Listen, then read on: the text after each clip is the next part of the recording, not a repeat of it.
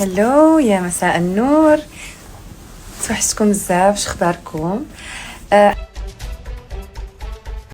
دنيا بطمة الفنانة المغربية لم ترد على الانتقادات الساخرة من شكلها الجديد بعد عمليات التجميل الحديثة التي خضعت لها، وقد استمرت دنيا بطمة استعراض شكلها الجديد خلال نشاطاتها الفنية رغم استمرار تعليقات الجمهور وخاصة حول ذقنها. وكما نشرت دنيا عبر خاصية ستوري في حسابها على انستغرام فيديوهات توثق مشاركتها في مهرجان مانوار دو كافتان للاحتفاء بالقفطان المغربي.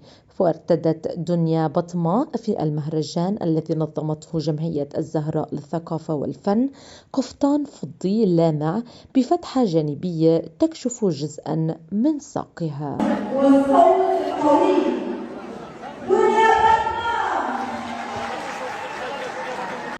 هذا وقد شاركت الفنانة دنيا بطمة في احتفال أحد المطاعم بإطلالة رسمية باللون الأسود، وقد رقصت الفنانة المغربية في أحد اللقطات على الأغنية الشهيرة الغزالة رايقة، وأغنية شهيرة للفنانة هيفاء وهبي.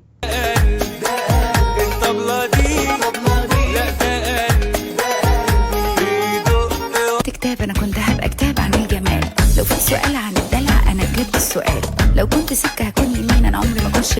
وقد ظهرت دنيا بطمة في فيديو سابق وهي ترتدي الفستان الأخضر عبر تطبيق التيك توك بأكثر من فيديو، في إحداها كانت تردد أغنية علشانك للفنانة اللبنانية نانسي عجرم.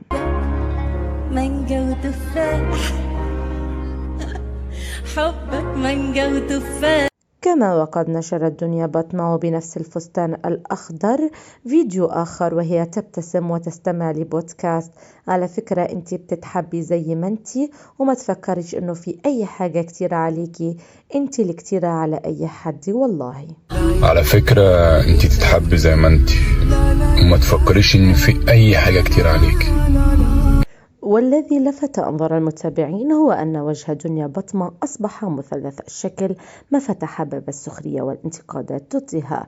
ومن ناحية أخرى سخر المنتج البحراني محمد الترك من أنباء انفصال إيمان بطمة شقيقة طليقته دنيا بطمة عن حبيبها المغربي أيوب حيمي.